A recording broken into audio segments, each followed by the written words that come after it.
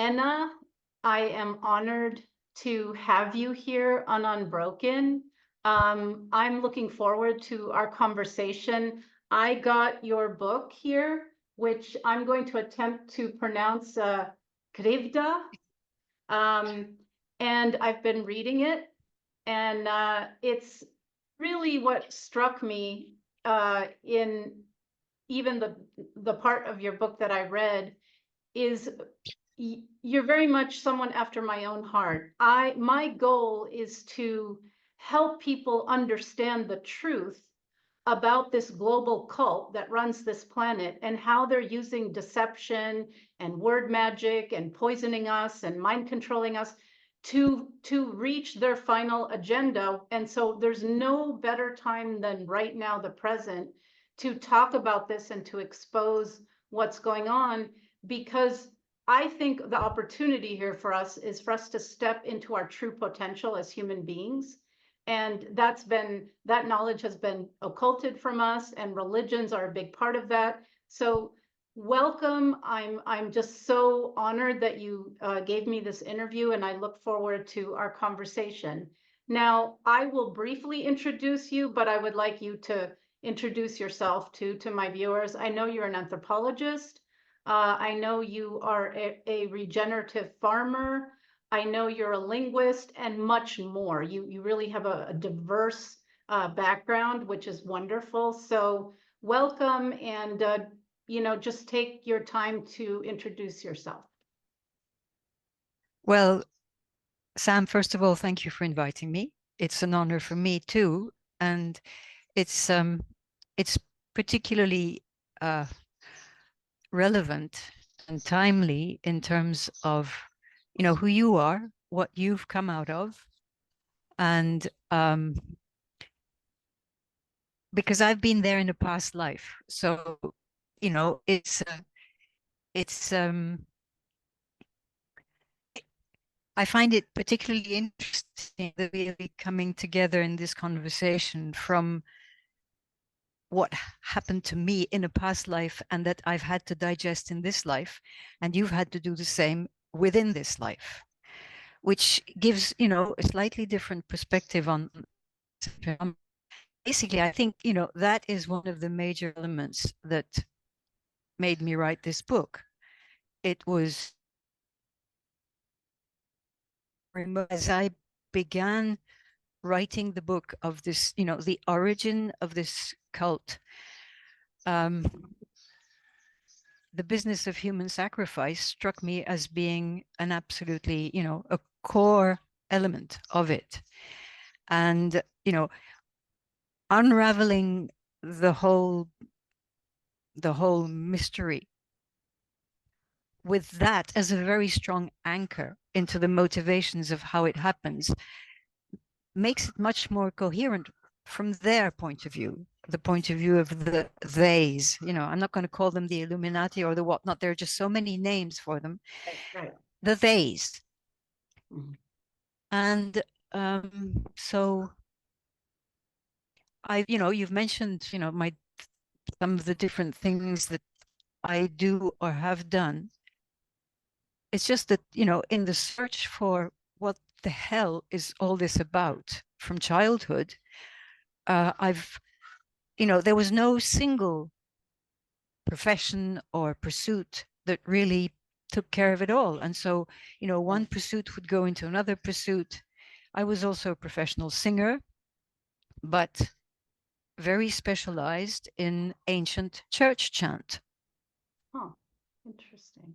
And, I do these strange solo, one woman, one voice, no instruments, concerts. Somehow at the other end of the spectrum of this cult thing, from within the music, you also develop a different kind of sensitivity. But it's because of that then I went into anthropology, and more specifically anthropology of grassroots people. And I've been living amongst grassroots people, the poor of Asia, for the past about 25 years now, which also gives a very different perspective. I'm I've had my Western, education, and I'm highly educated. I have a bunch of degrees and all that. But living amongst the little people, which, it's a term of endearment for me, living amongst the little people has taught me how to live, which, in the kind of diplomatic family that you and I share, we were not taught to live. We were taught to suffer. We were taught to live, in situations of contradiction between polar opposites that were kind of completely normalized, but didn't make sense and made us very, very dissociated. And then, of course, okay, the languages. So you're familiar with that aspect too. But having the different languages and being, in contact with different cultures, while that was at the same, it was at the same time something that never allowed us to have a home, you know, um, a stable group of friends and things like that. It also gave us the perspective of looking at reality from different cultures. Yes. And, especially the little people of the third world, when you're really, attuned to them, it completely questions the superiority of, of the Western culture, and the Western middle upper class culture in particular. So yeah, language is, and then, anthropology of grassroots cultures. And yeah, another thing that was really important for me that was that, when I went out as an anthropologist in the field to do my field work, where I was a grassroots esoteric tradition of the little people of India, which was remarkable, especially considering the Indian context, in that they were very, very adamantly clear about the fact that they had no gods, no priests, and no religion. This, in the context of India, which has the greatest number of gods and priests and religions, all in one melting pot, that was quite something. And they, by osmosis, by conversation, they initiated me into their sort of secret, sort of grassroots esoteric.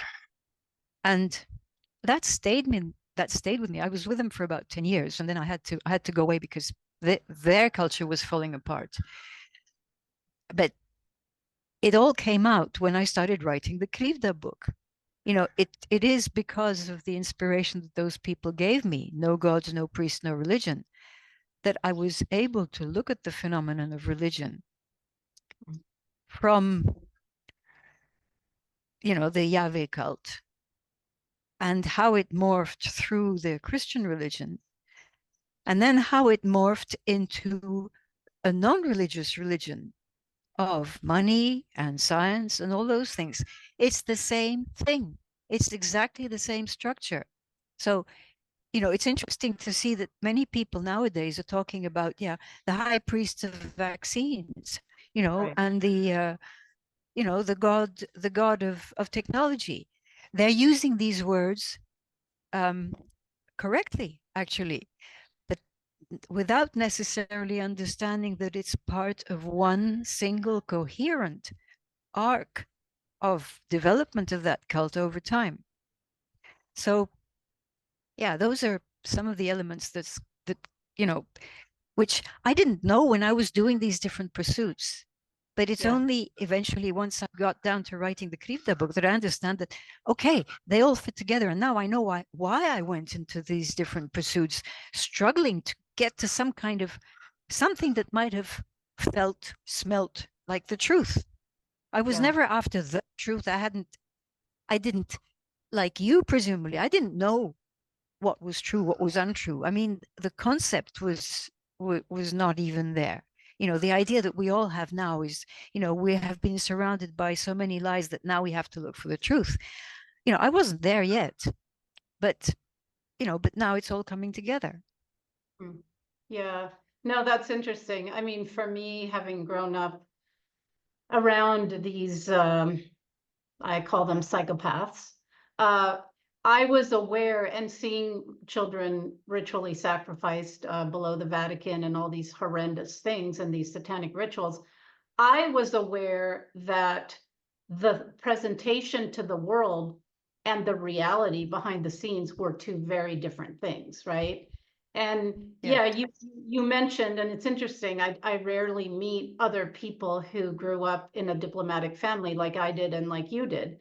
So, I mean, there are things about that that I appreciate, in the sense that I didn't get formed in any one culture, and I'm very aware that the word cult is part of the word culture, right? So I feel like that was an advantage, because I wasn't formed in one way of looking at reality. There were all these, I lived in Africa and in Europe and in Central and South America, so there were very different experiences. And then growing up speaking 3 languages fluently and a few others, fairly fluently, I, I once had a friend when I was in graduate school, and she said to me that when I spoke, like when I spoke Spanish with her, and when I spoke English with other people, that I even seemed different. And that really struck me. And it's true. Like I would have different facial expressions, and the words are different, and they don't always translate, right? I think English was probably created to be the control language, and I know you'll be able to educate me more on that. But it is, and I too have lived much more briefly than you, but among the indigenous in the Amazon jungle in Peru. And I really agree with you that, the Western culture is sold to us as superior and civilized. But one of the things that struck me when I was living in the Amazon, I was living with this tribe. They built their dwellings from the materials of the forest. They were very simple. They slept in hammocks. They had nothing. They usually had one article of clothing a piece. They had no shoes. They had nothing that we would consider important. And yet, these people worked 2 to 3 hours a day to get their food, to mend their shelter, to whatever. And then they spent that time singing together and enjoying each other's company, and cooking and eating. And I was like, wait, which culture is superior? The one where we work 16 to 18 hours a day just to have a roof over our head and food? These people had, and the way they moved in their bodies, they had this grace and joy about them. They were untainted by all this other, crap, I'll just say it, right? So I find it fascinating that we have many similarities, and I really respect that you lived in India and now in Thailand, and that you have immersed yourself. And there is so much to be learned, right? So let's start there. Like, what do you feel that you learned in living in these cultures that's important to this world situation today?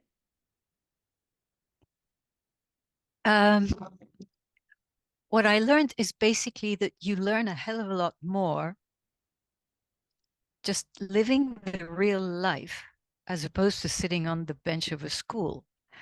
In school, the formatting is to stuff our heads with all sorts of stuff that we're not going to remember and that we cannot connect together. It's all disconnected. It's all, it's useful to be able to read and write. It's useful to be able to learn to think, as long as school, helps you think. But then schooling should also be connected with the reality of life. And what I find striking to this day is how little the school curriculum for people out in the villages, the peasants who, in certain countries are still the majority of the population, has nothing, zilch, to do with their real life. And they are conditioned into, from childhood, accepting the culture that gives them the education, the alphabet, the reading, the writing, as superior. Yeah. And so they learn the internal dissociation without having to be raped physically, directly. They're being raped, I'm not going to say in the mind, what is being raped is the integrity of the totality of what they are, which, as you describe, from tribal people in the Amazon, their lives are coherent. There Yes. is a complete harmony, between the physical and the subtle, which enables them to have the sensitivity to the subtle. They are in complete communion with, their natural surroundings. They don't need to be on the lookout for a snake or whatever. They're going to have that seventh sense that is going to tell Right. them that there is the snake there, And so,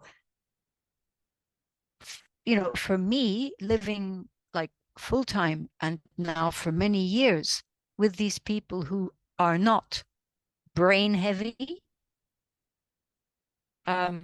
intellect heavy, it's made me it's made me humble as a Westerner in terms of, understanding better what is the relative virtue and value of, what I have as an educated foreigner vis-a-vis their ability to live and to survive. They've survived, the onslaughts of so many things, the colonization, this, that, and the other, that we, put in a similar position, would not be able to survive. Because most of us do not live in our bodies in a congruent way, most of us Westerners. Yeah. So, what I've learned is, to a large extent, to unlearn many of the trappings, many of the, well, that superiority, the ego thing, and the fragility that goes with being a Western educated, developed person. We are so fragile.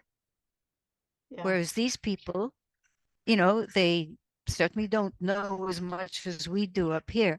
And alas, many of them have lost their variety of critical thinking, which used to be completely embodied, as opposed to our critical thinking, which is up here. So, I credit this with, in fact, allowing me to retain the best of a Western culture, education, sensitivity, with, the ongoing job of learning to be the whole human that I am. And, well, the longer this goes on, the better, it happens, I presume. But it's a lengthy job. It doesn't happen overnight. It's not a thing that you get with, 3 or 4 workshops and then you get a degree. It's something that happens precisely below the intellectual mind. And that's why it takes a long time to mature. It has to mature in the reawakening of all the different other parts of who we are, and to try and bring them, into reassociation, so that we can return to who we really are, which is, if we can be in who we really are, whatever is happening, in the world now, it's not frightening. Yeah. It's not frightening because we come from a place that is more integral, more life loving and life constructing than the agenda. Yeah. Yeah, and when I studied psychology, right? And the reason I went to the Amazon, while I went over the summer while there was a break in my graduate studies, because I thought, what's missing? It's like you say, it's like it's all in the head, it's all in the mind. What about the body? What about the soul? And so I wanted to study with these shamans because I knew enough to know that they, like you say, embodied life in a very different way. And so I wanted to, and that was very instructive for me to see how they did not separate those things. So in our Western science, it's reductionistic. And I guess maybe there's a value to splitting it into parts to study the parts, but then what they don't do is put the whole back together, I think deliberately. And so that's something that I was really drawn to when I went there. And I remember one of the shamans taking me through the forest and saying, this tree is for healing wounds. And he cut a little bit in the bark and what looked like blood came out. And it was and then there was another plant that looked exactly like a serpent that was poisonous there. Like even the nature was very specifically saying, what this is to treat this. And I remember that I asked him, well, how did you learn what all these plants did and how they, what they were good for healing? And he looked at me kind of like I was stupid and he said, well, the plants told me. I Yeah, thought, exactly. oh, right. And that's what we're missing in the Western world. This whole other dimensional realities and world, we're reduced just to the material world, again, deliberately. With Darwin was one of the part of this satanic club. So it's to make us feel like we're just animals and we just live and we die. And so it's severed all of this for us, and this is why we are so dumbed down and easily manipulated, right? So there is a Yeah. lot to be learned from these cultures that haven't been as much overtaken. And the last thing I'll say, and I want to hear your commentary, is what you said about the heart. So the heart is I think, has a much bigger electromagnetic field than the brain. The brain and the mind should be in service to the heart. But in our culture, the heart is considered, oh, it weakens you, it's silly, the mind is everything. And again, of course, that is deliberate. And during the fake COVID pandemic, I found it very interesting that you were supposed to, be 6 feet apart because you're buried 6 feet under, but also the heart's field is about 6 feet around us. So I thought, oh, look at that. They're trying to disconnect us even more. So anyway, I'll stop talking and let you give us some of your wisdom about this. Yeah, but I mean, I'm completely in agreement with you. And the business about they've done a fantastic job of dissociating us. I mean, the fact that we're stuck in this sort of materialist, I prefer to call it mechanistic, because Okay.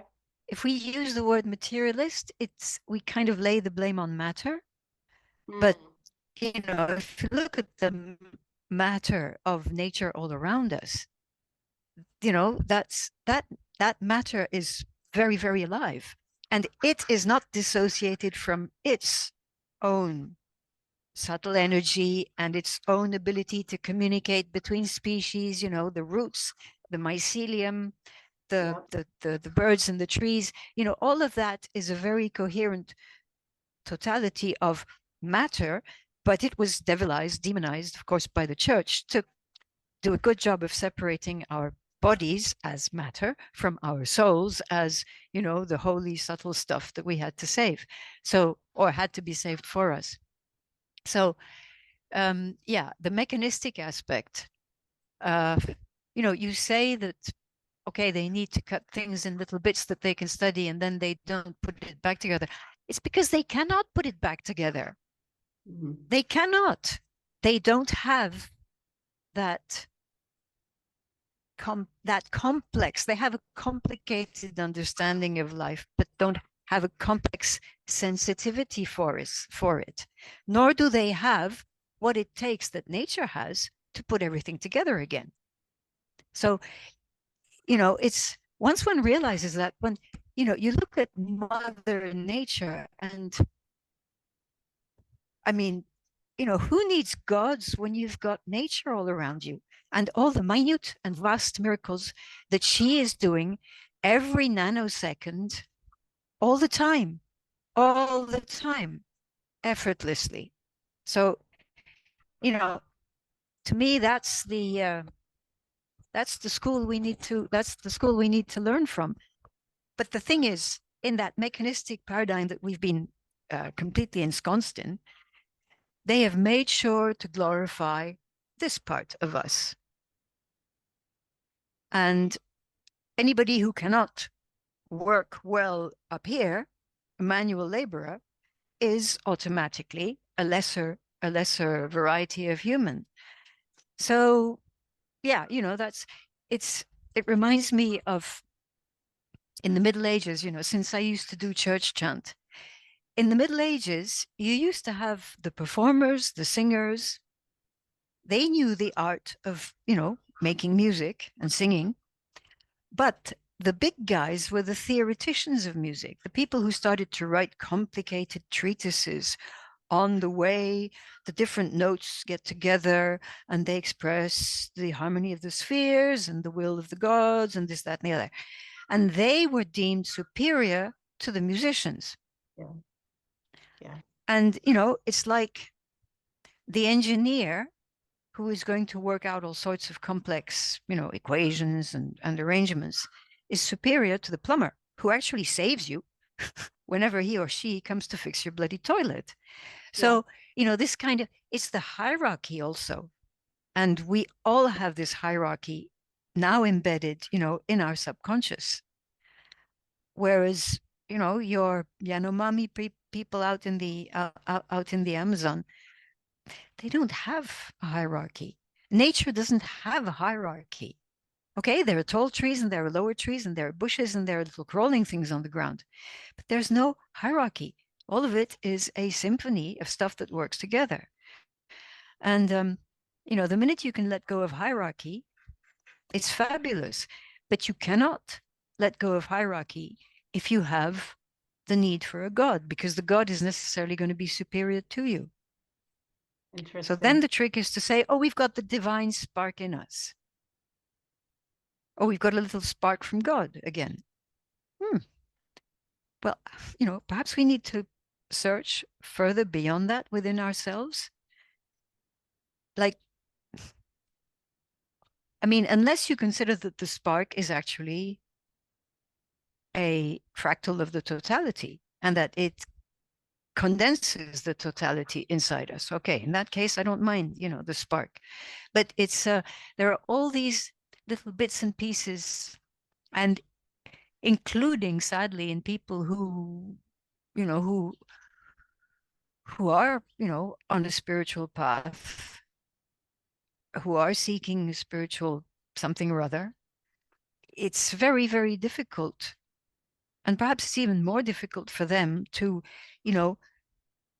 separate the wheat from the chaff in terms of what is really real in the subtle realm as it corresponds with the material realm. So many spiritual people are just waiting for their soul to fly away out of this prison planet and things like that. That's not what nature teaches us. Nature is not teaching us to, go and, get out of this life as quickly as possible and, and return to our free state as a soul, which is also questionable. I think the kind of experiences that you've had in this life and I've had in a past life tend to indicate that there is at least a certain proportion of human souls that get trapped at the time of a violent imposed death. They are trapped and they're recycled. It's a very simplistic view of how a soul comes into this life, manifests as this life. It's not that there's a soul and there's a body. This body is an expression of that soul. Yeah. Yeah. So, and then how the whole process of life carries on all the way to the process of death, which is supposed to be the culminating glory Yes. of that life, going into whatever's going to happen in the afterlife and moving on and getting ready for another incarnation and all that. So, there's there are much more harmonious and organic ways of putting together these little pieces of the puzzle that have been made nicely separate for us to live in confusion. Once you put it together again, wow, what a beautiful adventure we're on. Yeah. I really like that you brought up hierarchy, because the dominant paradigm will determine how we see reality. And, I've always said, I think, for example, the garbage man is more important than the CEO of a corporation, because if our garbage weren't picked up, we'd all be in a pickle. It's far more relevant to our life than some pencil pushing, check signing, whoever, doing whatever they're doing in some office up in a penthouse, right? But let's talk about I really like that you talk about hierarchy and God, because see, right there, you're right, that is a hierarchy. God is here, and then somehow we're levels below. And I mean, in religion, so let's also talk about religion, which, because I speak Italian and Spanish, I can translate in the word religion is ligare, which is to tie up, right? So I pay attention to words, and I think that I speak several languages is helpful. And I'm always listening, going, wait a minute, what's, like even government is, essentially translates to mind control. So there's all these little tricks in there. But let's start with the hierarchy and God, because that's a really good point. Now, when I was a child, I had this knowing that whatever I experienced and saw, that God, whatever this thing that we might call God, was experiencing it through me. There wasn't, I don't know how to explain it in words, they fail me, but it was like there was God and there was me, but I was here in this material or, body and experiencing things. And I really felt that I was transmitting these experiences directly. So it was like a part, if we're not separate, then this part of me was experiencing this, and that part was knowing it. I don't know if that makes any sense to you. Mm-hmm. Makes a lot of sense. Yeah. Yeah. Yeah. Yeah. And that's, I mean, what you're conveying is that basically, God and humans are probably just one and the same thing. So, this business of hierarchy is hieros, in ancient Greek. The word hierarchy is very tricky. It's hieros is holy, and archos is uh, the governors or whatever, the leaders, the bosses. So, a hierarchy involves an element in holiness in the people up at the top. And we carry this subconsciously, whenever we talk about the word hierarchy. Whereas if you look at it the other way around, from the perspective of pagan little people, not Christianized little people, Okay. They have a relationship with spirits of nature, and they're well aware that those spirits of nature have powers that they as humans don't have, but they have this two-way relationship where they have interactions with these spirits, and from their place as humans, they can tell spirits what they need of them. And actually, the spirits are well aware of the fact that embodied humans are what we call souls or spirits of a subtle nature that have actually taken on a specific job by taking an incarnation, which puts the whole thing in a completely different perspective. Yeah. Like, gods, if they're only spiritual beings, they're having it really easy up there. They don't have to do anything. Right. We're here embodying a subtle being,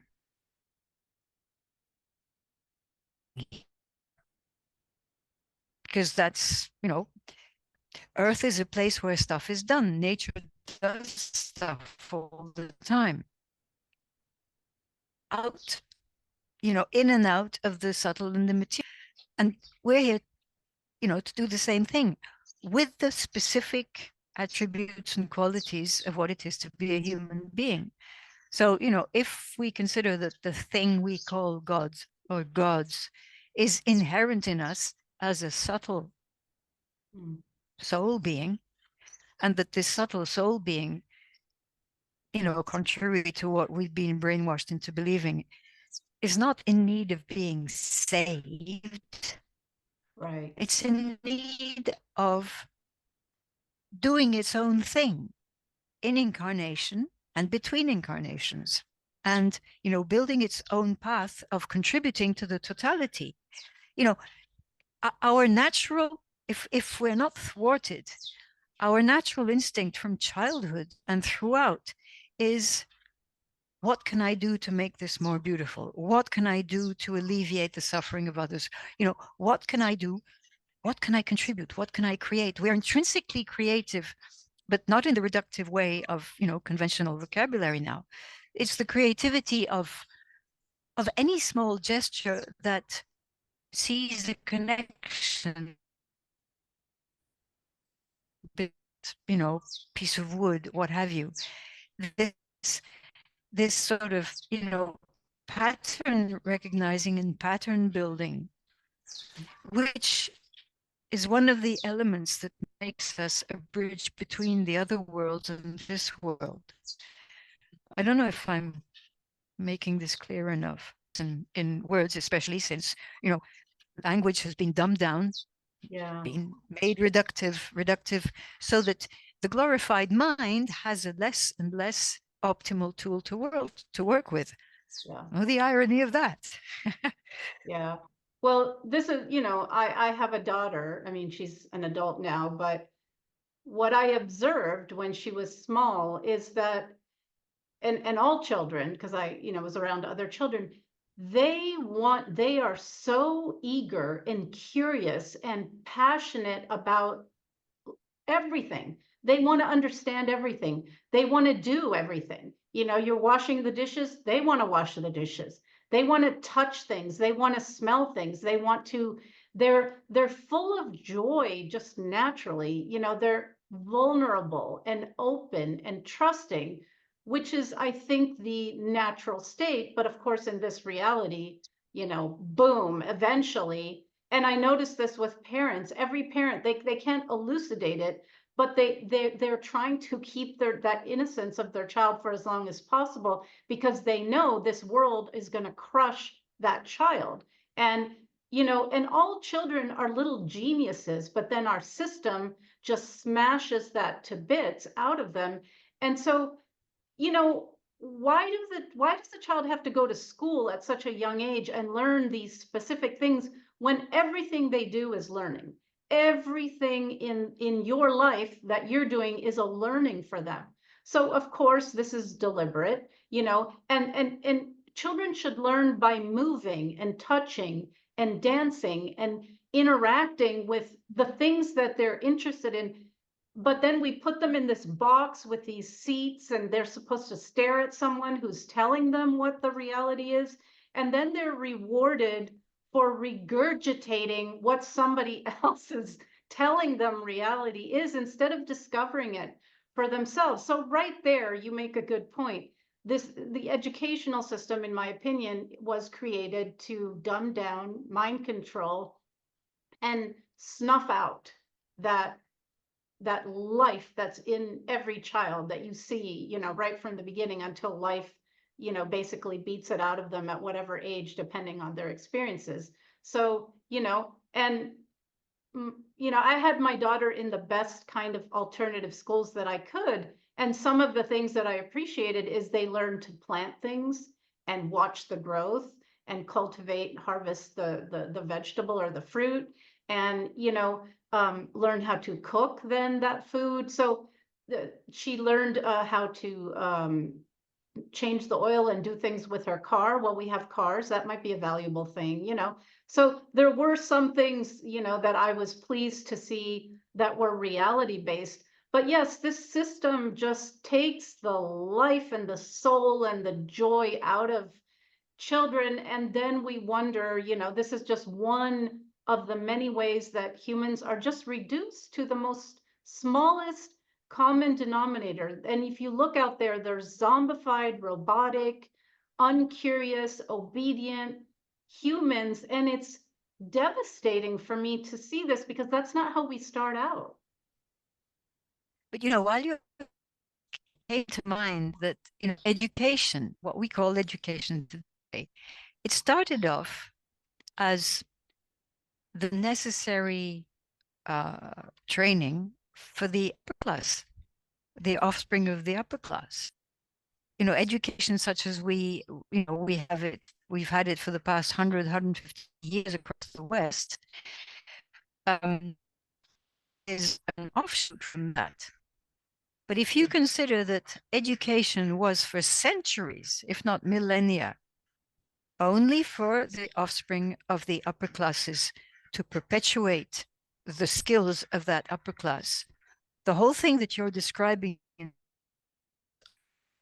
squishing the child into a particular box, that was done deliberately to the children of the upper classes and castes for centuries and millennia. And it's only later on that that model was applied to the rest of us, but without the whole complexity of what was given to to the offspring of the higher classes. That's where the dumbing down happened, and especially now. Initially, when they started introducing education for all, at that point, at least in the West, capitalism had gone so far. The way compulsory education for all came in, it came in at a time when the people have been so dissociated from nature, from their own traditional, millennia old ways of learning and knowing in congruence with nature and, in coherent society, peasant societies or indigenous societies.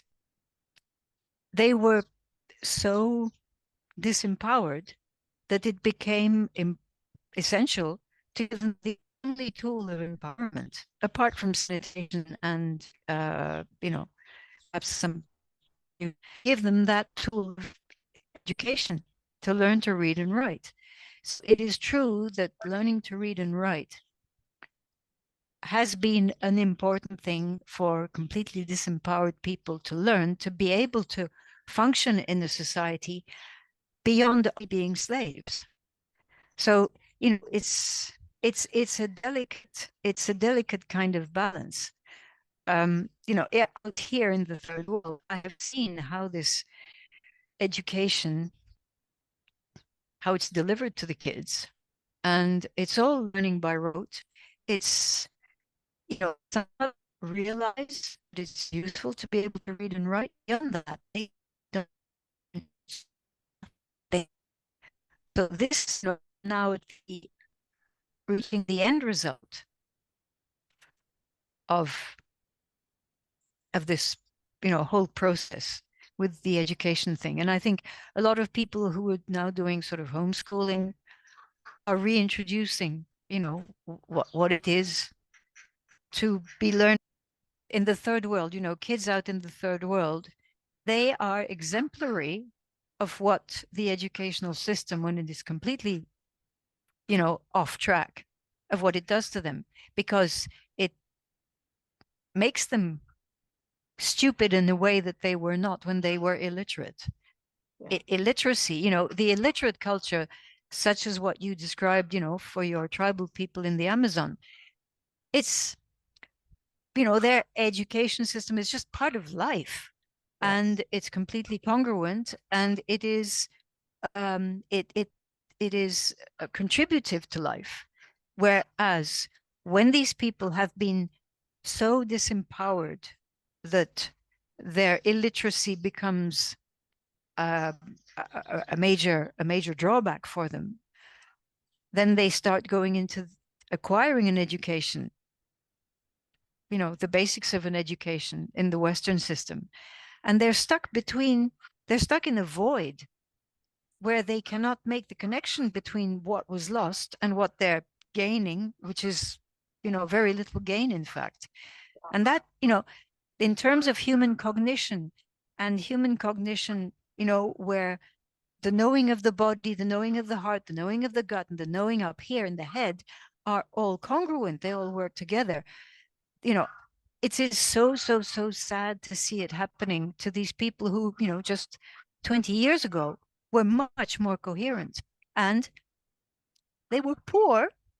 They didn't have any money, but they didn't, they needed 10 cents a year, perhaps, to go and buy some buttons or some salt or something. They did not need money because everything else was there. It's the kids in the third world who are stuck between a lost culture and the necessity to acquire a new culture, which is very alien and that is now reduced to its smallest, most reductive kind of level, where actually they don't gain anything other than I have to learn to make money. Right. As you said earlier, the new God. And see, that's the thing. That's the march between taking us out of our context, out of nature, out of our heart. And like you said, it is moving to a more mechanistic reality, to the point, the end goal is, of course, a transhuman reality, right? So, and this is well on its way. There are multiple patents for different forms of mind control. Cell towers gird the planet. Cell phones are a mind control device that we now each cannot live without. I mean, how is that we can't live without a cell phone, but at some point, and in these more tribal cultures, they were just fine without any of this technology. But then it's also, and the health that these people would have in their body, because their soil wasn't stripped of its nutrients. They weren't eating fake, processed, genetically modified. They were eating right from the earth, They had a certain health and a certain connection to nature, to their heart. To all of this has been deliberately moved slowly into now the world that we see looming in front of us. And, so we touched upon education, and yes, everything you say, 100%. So I want to ask you, because this is a part of your book that I was interested in. So talk to us about how religion has done the same thing, because they have their many arms of control, right? So education is one. So how has religion been used in service of this agenda of the global cult? How? Uh, well, it's basically, I mean, the goal of religion, and I think in this sense, religion is the master tool, is to separate us from the transcendence that is us also. Mhm. There is this paradox that humans are what I call an immaterial being, Yes. depth and amplitude. And this being takes an incarnation into bodies that are now much weaker than what they used to be when we were more congruent, when we were like those indigenous people in the Amazon. So in the agenda of dissociating us, religion is I think the prime tool. But one has to understand that religion has gone through different phases, where in the old days of Yahweh, it imposed itself through violence, through killing, through sacrifice of the newborn males, and the imposition on by Yahweh on his tribe of, yes, all this is going to be your promised land, but you have to go and slaughter that tribe next door and that other tribe, raise their city, burn everything down, burn everybody, and bring back a few of those virgins for my enjoyment. So, that was the modus operandi. So people got, what we know about. It starts off with violence and torture, which is recorded in the body, which is thus in the subconscious and leaves an imprint on the soul. And this is going to be perpetuated. After a certain length of time, historically, well, that kind of violence is no longer going to be acceptable. And so then you're going to go into what we have with Christianity, a sort of softer version. And so the scripture is going to reflect this softer version. But along with that, the scripture has all sorts of esoteric layers which are not accessible to the masses. So education aspect, which is embedded in the scriptures, where the high priests, the rabbis, they, from childhood are taught the esoteric layers of knowledge that are embedded in the scriptures, while the riffraff, the little people, the ordinary people, just get what they, what they hear at mass on Sunday. For a very long time, the Bible was not allowed to be owned by non-priestly people, the ordinary people. So they couldn't even tool to sort of think about and to, go look at whether it made sense or whether, what it all meant. So, after the hyper violence, you got this period of indoctrination through not having access to the actual object, but getting it only through the priests. So, Right. This would inculcate in us the fact that our souls could only be saved through the information of priests who every Sunday or every whatever would be telling us the right thing to do and right prayer to repeat. Right. And then, you move on into the Renaissance, where as a counterpoint to that, a counterbalance to that, you get the printing press, Gutenberg, you get the alchemists who start to be recognized as what will become scientists, and they do all sorts of experimentation using the normal curiosity of human beings to start learning about the reality of things. Dogma was completely limited, and then on to what will become the religion of science. And in parallel, right from the beginning, there had been the money god that had been living in symbiosis, but discreetly, in the shadows of the gods of religious religion, not secular religion. And it's only with the Renaissance, starting with the Renaissance and then moving on into Enlightenment and the ego comes out to the fore and replaces it as a religious um, structure, basically. The function that was fulfilled earlier by more spiritual, discarnate, gods. And so, when an abstract thing such as money, which is generally not necessary in our beloved indigenous communities, you don't need money. You're going to use something if you need a symbol that's going to express an exchange value. For trade.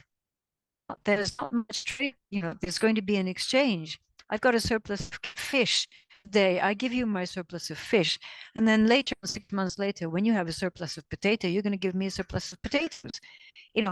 It was not monetarized. It was not sort of calculation of the, how much does 1 kilo of potatoes actually represent in value in terms of how many fishes. There was not that mathematical of calculation. So, the matter that was produced by nature was wealth intrinsically of itself. So it did not need to, the natural wealth of nature was not, it was unimaginable to indigenous or peasant peoples that you could reduce that to a monetary, calculated equivalence. It was just, the bounty of nature with some labor from humans, or a lot of labor from humans if it was, in places where the soils were difficult or whatever. But when all of this is then boiled down to value for money, well, then money becomes the god that governs life. And when you don't have money, you cannot live a life. you're a pauper. And I experienced that transition happening in my grassroots communities in India, where when I first went there in 1995, you know, they asked me, what the hell? You're, the epitome for us of what is rich, educated. You should be living in your air-conditioned palace and, whatever it is that you do out there. What the hell are you doing here? Because getting to those villages, I must say, was quite an adventure. Yeah. And, yeah, it was an adventure.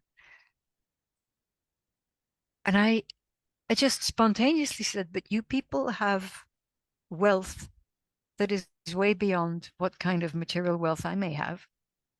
And so your wealth is greater than mine. And they were so happy that I had said that. And so, of course, they took me in. And it was sincere. I hadn't calculated that I was going to say this. That was why I had, gone through the great, great, great lengths and trouble to get to their place. But, 5 years later, approximately, more and more electricity had come to their villages. The TV had started invading the landscape of the village and the mindscape of the village.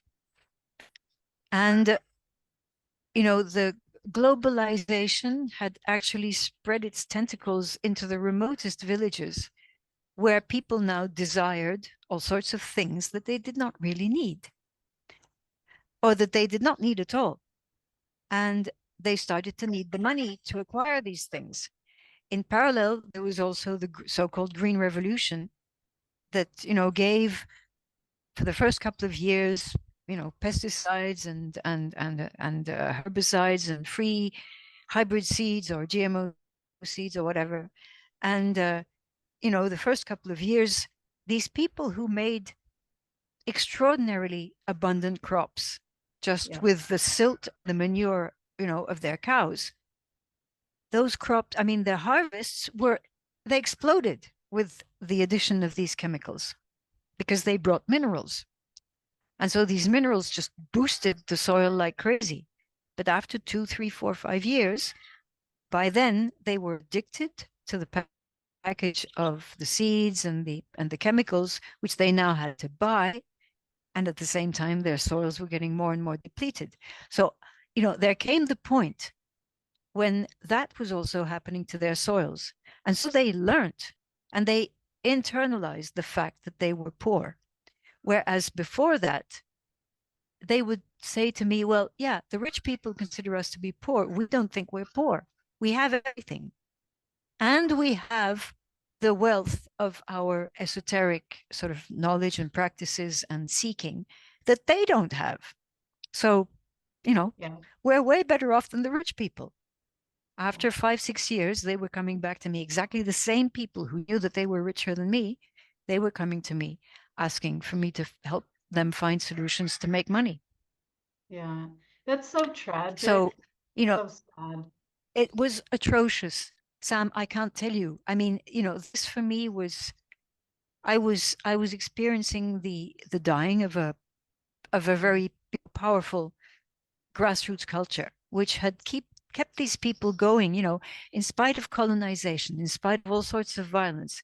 They had kept their tradition going for centuries and centuries. And I think it has roots way back when. Yeah.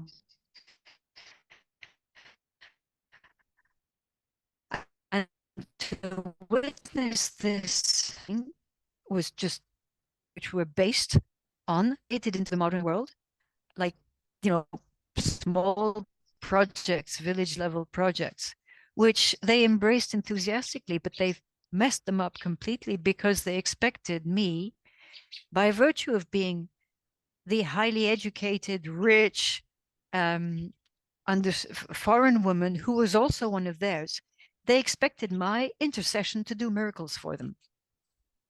Yeah. And, like, I told them, you have to just go back to organic the way you used to do it and allow your soil to take it easy for 1 year because it's been given a lot of poison. And to help that, for instance, You don't do 1 hectare of one crop. You Right. do multi-cropping of different plants that are going to help each other. Oh, yes, yes, yes, yes, yes. A year later, one of these guys comes up to me and he says, I've lost my whole crop. Your whole crop? Yes, I planted cucumbers. And what else did you plant? Oh, only cucumbers. Yeah. Oh, Christ. They had hoped that just by virtue of the word, the magic word coming from, the foreigner who was both foreign educated and one of them, that just the things I said were going to make the magic happen for them. I mean, the Yeah. degree of dissociation that hits these people in the West, we've had 2-3 centuries to become dissociated gradually. The dissociation that happens in the third world is, it's a matter of 10 years. In 10 years, the paradigm changes completely, and they have had no time to digest the transition. Yeah. Yeah. And again, it's this global to control, you have to move away from nature. Poverty is an engineered phenomenon because there's no poverty on this planet. It has everything that we need. And what a joke that you can grow your own food on any piece of land anywhere, but you have to now go to a supermarket and it's all laid out for you and you have to pay this thing called money. Or back at some point, people would build their own homes. They would grow their own food. They would have their own chickens or cows or whatever. There was no such thing, but we've been tricked into even the basic life things uh, are owned by these authorities. We have to, and then there's this thing called poverty, and it's not even real, so It's not real. the grand deception that has gone on. And you talk about dissociation, and that's a really good point. I hadn't considered what they've done to indigenous people to be dissociating them, but you're absolutely right. And these people know. That's why they use trauma-based mind control. That's why pedophilia undergirds this control structure, because that is the primo #1 way to fragment people's psyches, to dissociate them. And when you Mm-hmm. do that, like you mentioned coherence, then the human isn't coherent. They're in bits and pieces. And then bada boom, they're easy to program, right? Now you can put Yeah. in all the different programs and dumb down and control, so it's really, this global cult has really done a great job, if you look at it, in perpetrating all of this to get us to this point. But I'm always left with, okay, wow, how much effort, how much time, how many resources have they devoted? It's poisoning our bodies, it's controlling it's all of it. Well, that shows me just how much potential we have and who we really are as human beings. And I consider that we are superior to them because they have severed parts of themselves. And I consider them to be parasites. So I think they feed on us. They feed on Yep. us ethically. They feed on us physically. They feed on our labor.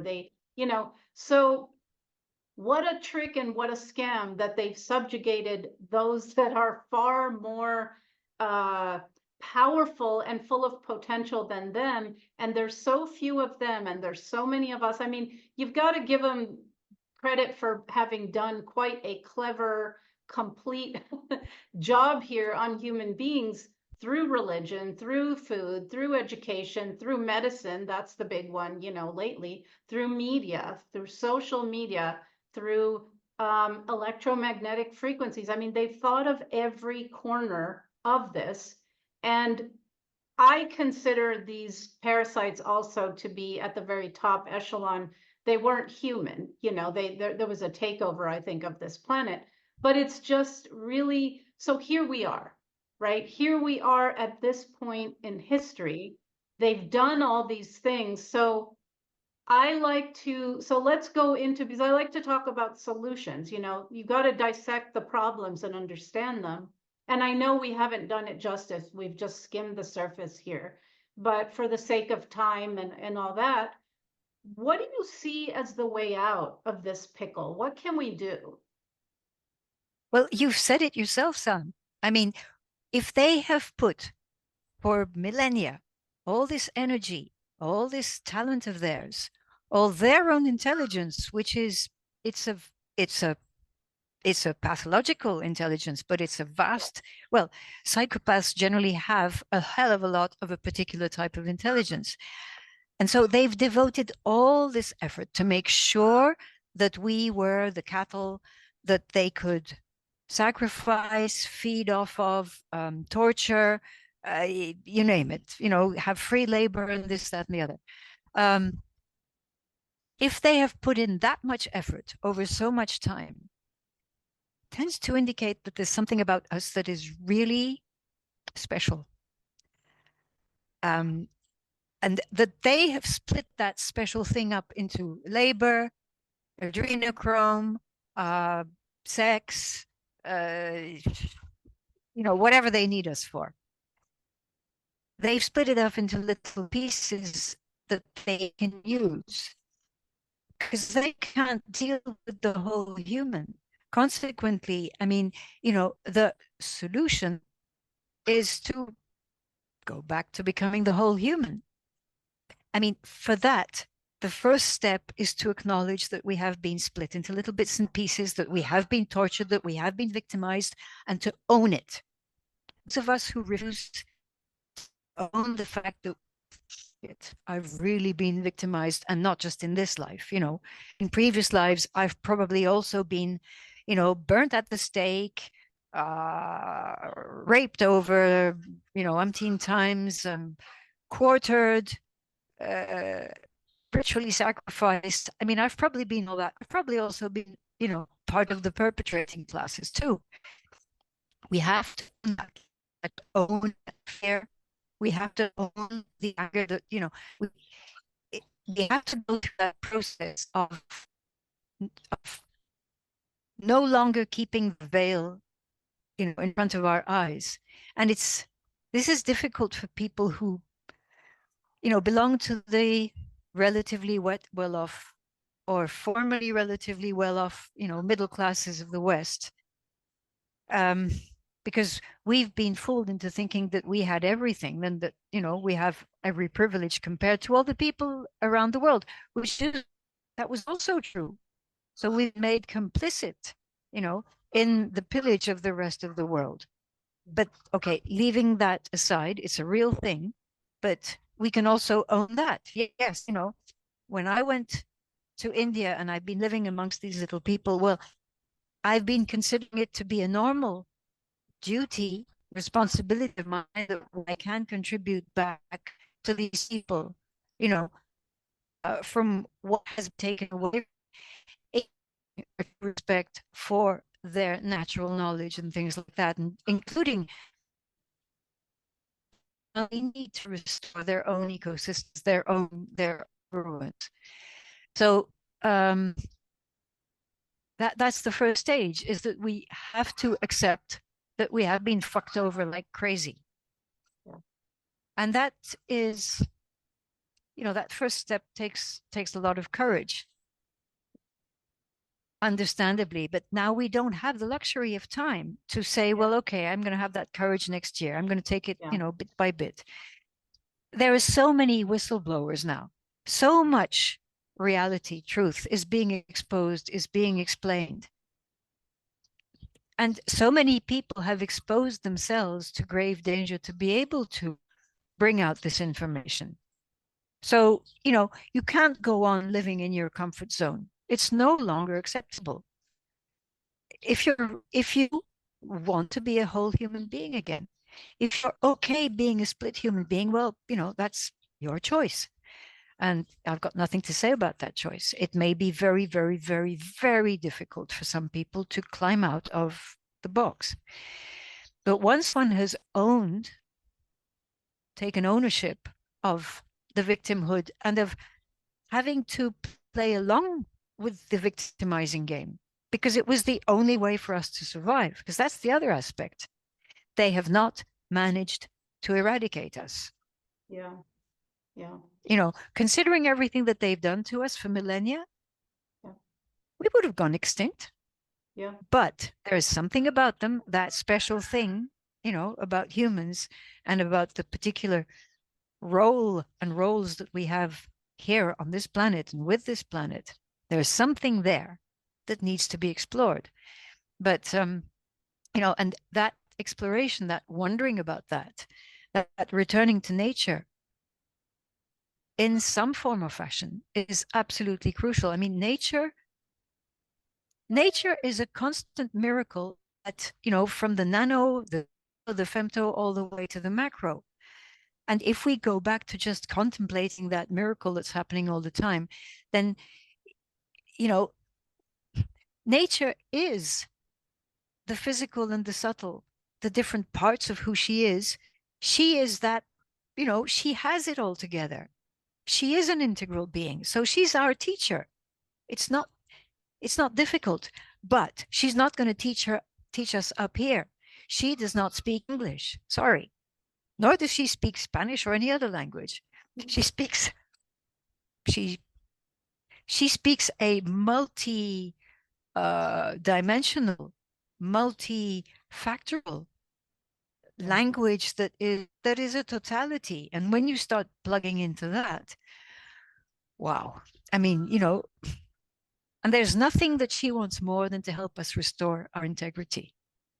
Because when we restore our integrity, we give back to her what she needs to continue doing her job. You know, my understanding is that there is a very, very great mission that humanity and Earth have given to themselves in conjunction for a very, very long time. Now, that's, you know, it may look very abstract. This is something that I feel very deeply, but it's very difficult to talk about. But basically, once one has owned the fact that one has been victimized, one has played along with the victimization for the sake of being able to survive. But if one wants to become whole again, well, one has to climb out and down from here and start to redevelop the sensitivities. It's really a matter of sensitivity between the body, the heart, and the heart, as you say, it's not just a greater electromagnetic field. It is, it's the core place where the special sun, star being of the human resides. It doesn't reside up here, it resides here. And, you know, one starts to feel it as being actually alive and animating everything that we are and do. Then the healing happens. You know, a lot of people are completely obsessed with, oh, you know, I want to heal, meaning I want to get over the pain, the wounding, I want to heal. But actually the healing and the restoration of integrity and coherence happen at the same time. It's not the healing comes first and then all of a sudden I'm going to be coherent. I'm going to be my whole self. It's a whole journey of recovering who we are. And it's really exciting, this journey, because, you know, bit by bit, and occasionally very large bits, suddenly there's an emotion gets completely healed. Suddenly there's something physical that gets completely healed, or it takes a long time. And there is something in us that is learning what this means that up here cannot understand. And then we learn, what we learn is the ability to trust the totality of who we are in the physical and in the subtle together. Learning to trust who we really are is, there's no recipe for it. You know, it really is, it just is. And when that trust is there, everything changes, it, you know, in a way that we can't control from up here. And we start there is another part of us that is in control. Yes. You know, call it the heart or call it, I mean, for me, it's the integrality, the integrity, la integralidad of the whole human, including the incarnation. Yeah. And then, you know, when you can start living in the miracle of what it is to be a human being, you know, then, you know, the healing happens and the discoveries happen and the, you know, everything happens. So, of course, there are all sorts of, you know, practical ways. There are, you know, yoga, qigong, things, you know, they're all good. Whatever comes sort of is attractive to a person as a practice has to be, but it has to become a daily practice. This is something that a lot of people don't understand. They're going to do, you know, a 6-hour yoga workshop on Saturday and then the rest of the week none. It's far better to do 15 minutes a day, because this is what retrains certain subtle connections in the totality of who we are. And yeah, that's, you know, it's healing is also a very humble thing.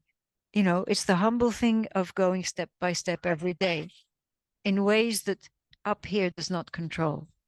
Yeah.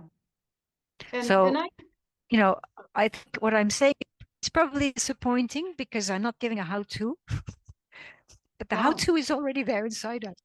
but that's your point. See, and I agree with that. That is the it's just organic. Left alone, we will return to that wholeness. It's the deliberate, constant trying to keep us from that. So you're right. All we, and the healing will happen. That's something that happened in my life. Every stage of my life was a part of that healing. When I look back, I can see that very clearly.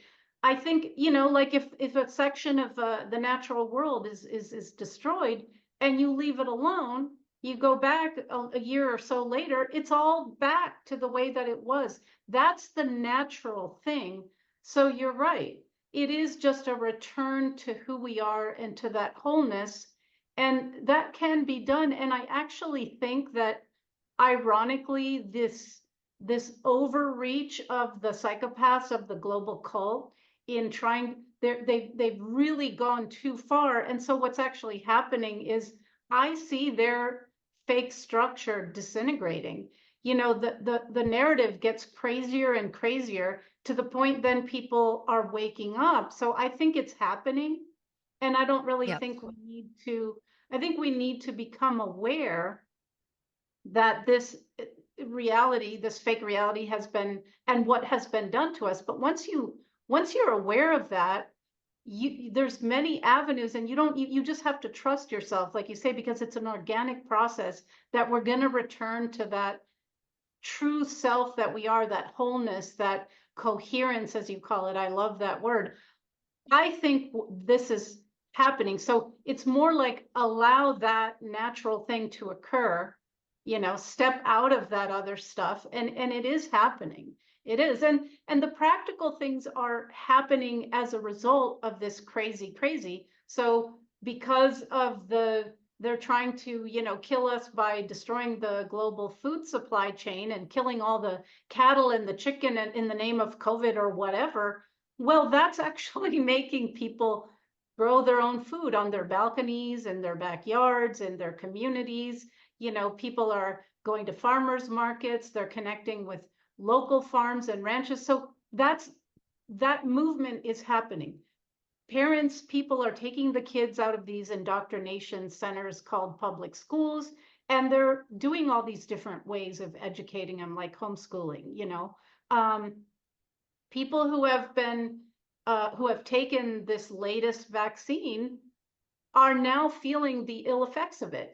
They're seeing people die and have heart attacks and get cancer and feel sick all the time and all of it. And I read that the rate of parents taking the kids in for their childhood vaccination has gone down, right? So this whole thing that they did is causing people to lose trust in their medical system, which needs to happen because it's a death care system. It's not a health care system, right? So Yeah, people yeah. are now going and finding, oh, I can use herbs, I can do this. So we're actually kind of returning to that, I think, um, based on all the crazy programs that are out there. And so, yeah, I think the human will self-heal given the opportunity. It's going to happen. So I don't worry about it too much either. But yeah, restoring But there's, ourselves to who we really are. yeah, but it's, the thing is, there's a hell of a lot of mind toxicity. Right. You know, the the parasites have implanted into our minds something of their mind. Yes. And that's something that is not nice to acknowledge, but we have to accept it, because this is what keeps us, it keeps us imprisoned in the mind. I notice, you know, the second book that I wrote was precisely the follow-up to the Krivda book with solutions in terms of learning to re-inhabit our subtle self. And I have realized in the process of, writing that book and getting feedback that most people, and I was like that myself, are unaware of the tricks that the mind plays on us, Yeah. its own invisibility tricks. Yeah. And that is the first thing. A lot of people are coming to their senses, or at least to understand that the system is not our friend, that it is killing us, that it's wanting to, drink our blood and all that. But most of that understanding remains up here. Okay, in the small mind that is formatted by the parasites to be the gatekeeper in terms of filtering out the amount of actual knowledge that is let in, but not letting in all the really important sort of knowingness or ability for knowledge to become knowingness through the whole being. So people are latching on to all sorts of bits of information. People have huge amounts of information more now than they've had, until 2020. But as long as that information does not percolate into a deeper understanding, a deeper perception, self-perception of the victimization of self and everything, all humans, all living beings. I mean, the whole of nature, the whole of Earth, the whole thing has been victimized. As long as this remains an idea up here and does not sort of percolate into the what I call the greater mind that is part of the heart and everything else, that starts to feel deep, deep, deep compassion for a burnt forest, for, a wounded child, for whatever, whatever stuff one sees being inflicted somewhere. Then just remaining at the level of the small mind is not going to help. So, for the healing to happen naturally and spontaneously as it does with our physical body, if we allow it, we give it just the right kind of minerals, vitamins, and rest that it needs, it's going to self-repair. The same with our spiritual self. But we have to be aware that there is that mind poison that is in our minds. We have to accept it. Most people deny this. They will accept, oh yes, I've got some vertigo. Vertigo is all over the place, but I'm going to see vertigo much more in everybody else than in myself. I'm in control of my mind. Oh, okay. Who is the you who is in control of your mind? Is it your soul being? Where is your soul? Do you know where your soul is? Do you have regular interactions with your soul? Do you really physically sense that your body is an emanation of your soul? And not, I mean, your soul has you. It's not you have a soul. I mean, all these considerations, when you start feeling into these things, okay, then you're starting to mollify that little toxic mind.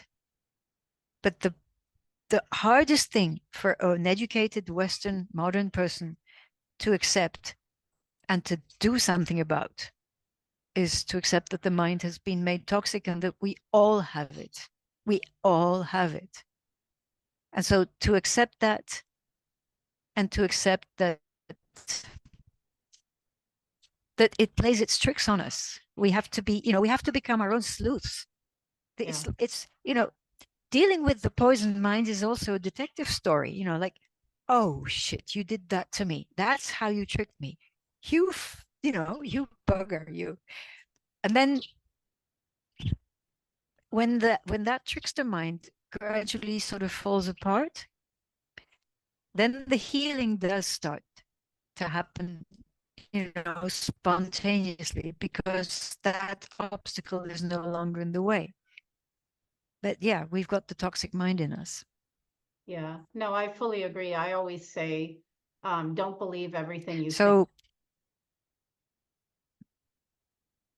oh, right? certainly not.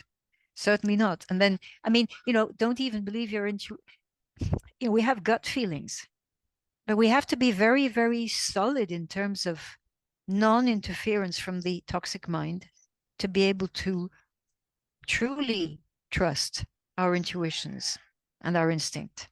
How much do people, oh yes, I have a gut feeling like this. How much of that gut feeling is prejudiced by trauma? Yeah, Yeah. yeah, And how much then is that interpreted by the toxic mind? It's going to give you a rationalization. Normally these, the real instinctive or instinctual, intuitive knowing is nonverbal. And it may take a little bit of time for it to become an item of awareness that the mind can express, with words. So, yeah, we have to play a very, very delicate balance of both trusting our greater self that is there, that we are not yet familiar with, and at the same time distrusting the poisoned mind up here. It's it's not easy. It's not easy. So, we should not fool ourselves to think that I can stay in my comfort zone and it's going to heal on its own. That's not going to. It's going to take the effort of allowing the effortless elegance of natural life to do its job. Just allowing that is a huge effort for most people, because this little fellow up here is terribly scared of losing its control. yeah, yeah. Yeah. And and with that trust, we've been raised in every way to feel that we have to have some authority out here telling us what is, right? Telling us what to believe, telling us what we should do to heal our body, telling us everything. The human race has been super infantilized, and these psychopaths are the abusive mommy and daddy, So Yeah. so people have become quite apathetic and scared, and even I might say lazy, like, tell me what to Yeah. do. I don't use any, Sure. and it has removed all that trust. And um, obviously there's knowledge, but there's knowing, and it's, again, words don't adequately capture it. But I've at this point, I'm almost 60 years old. So you gain some wisdom as you are here for a length of time. And I can discern, and I call it just a knowing, not knowledge, but a knowing. Like, I can sort of Mm-hmm. feel when, and I've had people say, well, how do you know that? I just know it. It's just, so that's something that I've come to trust more than knowledge that I can gain out here. And I have a kind of a mind that and like you say, you have to be a detective. I totally agree with that. You know, that's what I do every day. I'm thinking something and then I'm like, wait a minute. What is that? Where's that coming from? And is this, you know, is this that part of my mind that's toxic, that's poisoned? Like, what is going on? So, but that can be fun. You know, that can be something that you do every day. You can sort of and I love, you know, and like television is programming, right? But sometimes I watch things and I have such a fun time going, ah, look what they're doing there, you know. So once you see, you can then see more and more of these of the ways that they do that. And I mean, literally, there are also patents where they can put thoughts in your head. I mean, this is not science fiction. This is reality today. So Yeah, yeah. point well taken about that. I do feel, I don't know what you think of this, but I do feel that like I've always had the intent, you know, so if you have an intent to put yourself back together and be whole and step into your fullest expression and potential, um, that everything will conspire and will bring you opportunities to do that. But you have to recognize that sometimes the opportunity doesn't look so savory, but it's actually an opportunity towards that. So, you know, be careful what you ask for, because when you ask for that, there will be things that come into your life, comfortable and uncomfortable, that take you to where you've decided to go. And that's a magic that we have that they've tried to take away. You know, I'm going to intend things and I know that this path will open up, and that's that trust that I think they've stolen from us, right? So I don't know what you But think that's of also because, Sam, your intention, most people, their intentions are formulated from here. that. Mm, It's clear from your gestures that it's coming from here. This decision has to be a decision of the heart. You know, there is the intelligence of the heart, which is multifaceted, as opposed to this intelligence here, which is huge and very important in terms of, you know, processing analytically and artistically. But the fundamental intelligence lives here. And it's something that we cannot dissect. We can't cut it up into little pieces. And part of it is emotion. Emotion is part of the intelligence, and it is one of the things that, you know, the parasites are very much after. It's our emotions and the emanations of our emotions, be they physical or subtle, what have you. So, you know, this business of intending, it has to come from the depths of oneself. You know, there's the other form of intending, which is New Year's resolutions, like, okay, this year I'm going to lose 20 pounds or whatever. Nah, okay, we're not talking about the same thing. Intention, it has to be a burning desire. I want to be the fullness of who this being is. It has to be a burning desire, which, you know, is absolutely compelling and will not let you go, will not let go of you. Okay, it might give you a holiday for one day, but then it has, okay, it's going to be, it's a fire that's going to keep you going. A lot of people, sadly, have been so successfully dissociated that that fire isn't there. But yeah. there are a lot of people who do want to become themselves again. A lot of people. But, you know, there's, you know, one very simple trick to find out whether your mind is playing tricks on you, whether your intuition is correct, is whatever that thought is. Normally, we need to realize that our speech and our thoughts are happening here. There might be some emotion pushing, you know, from below, but if we put that thought, the sentences that we are thinking, we express them internally without vocalizing here, those thoughts get polished down to what they're really supposed to be. This thing down here pulls out the toxic stuff. You cannot think a toxic thought here. So the way things operate here, if you've got, things, the hamster, the hamster in the wheel that's going around and around in the mind, boop, bring it down here. There's no more hamster wheel. This is the simplest, probably most direct little trick that we can use to start realizing stuff and to play the detective game.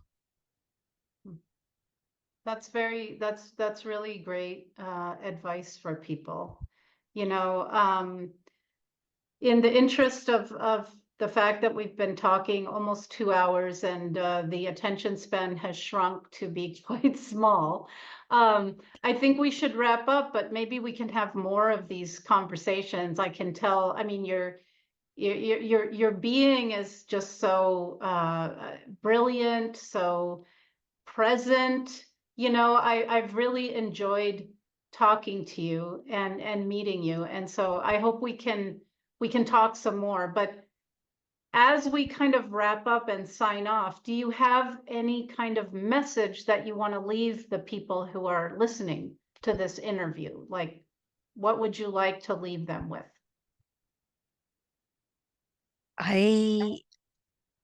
Yes, the most important thing, and people don't get realize it enough, we have to re-become again the partners of this planet.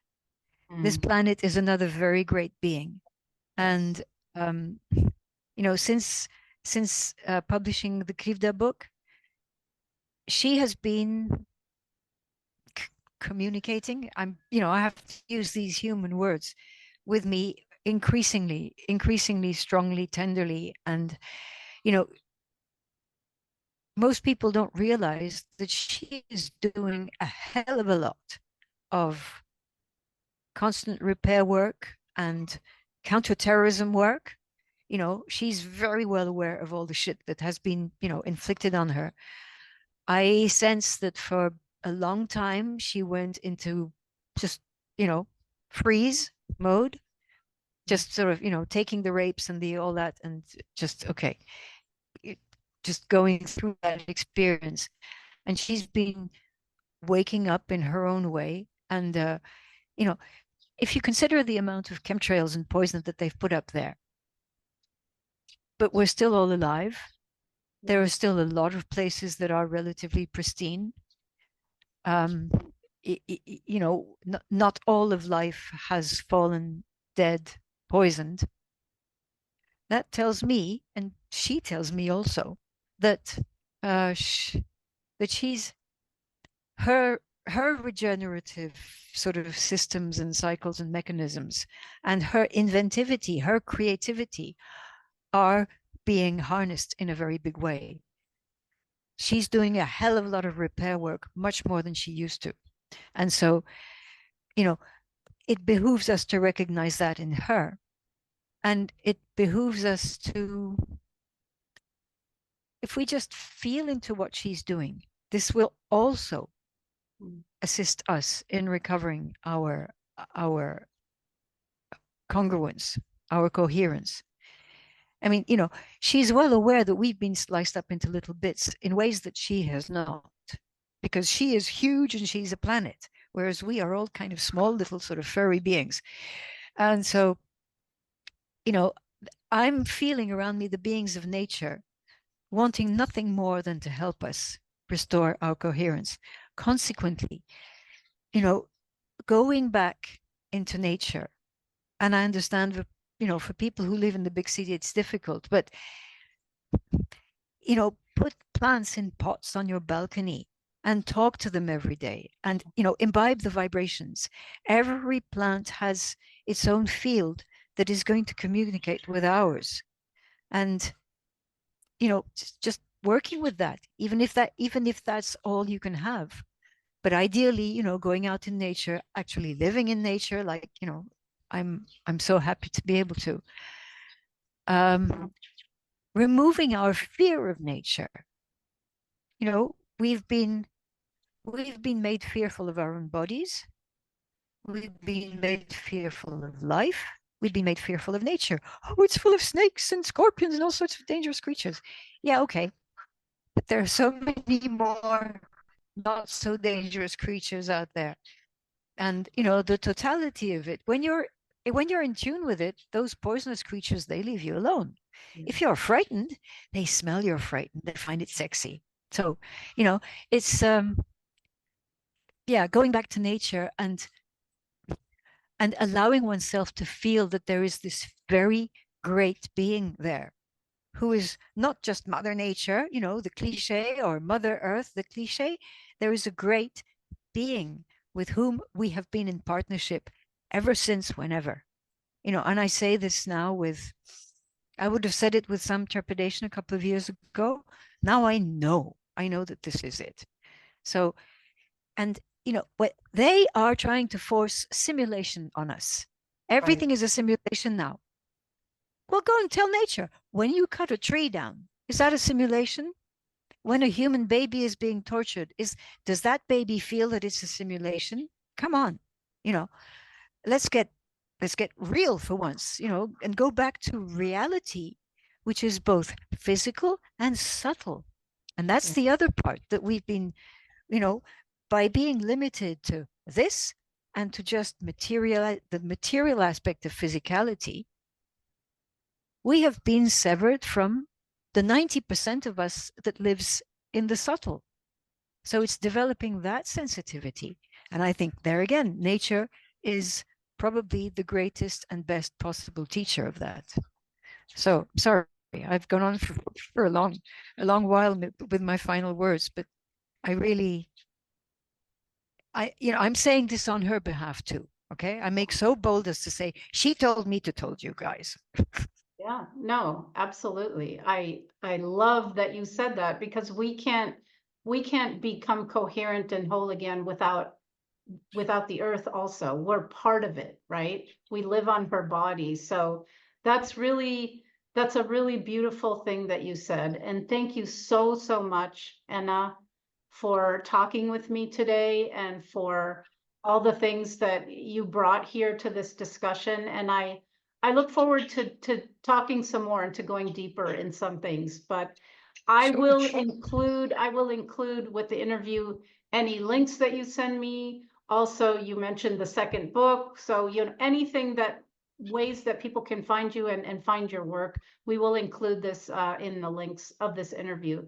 But thank you so much for today. It was a pleasure. Thank you. Thank you, Sam. It's been, well, it's every podcast host comes, of course, from a different perspective. But the fact that we've got this strange shared heritage, I think, has given a kind of a different level of reality and poignancy to what we're saying.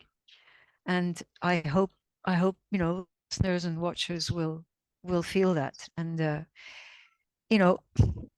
and be touched in their own humanity, because I mean, we are walking miracles. We truly are. Well, thank you so much. So I'll just say until next time. Until next time, absolutely.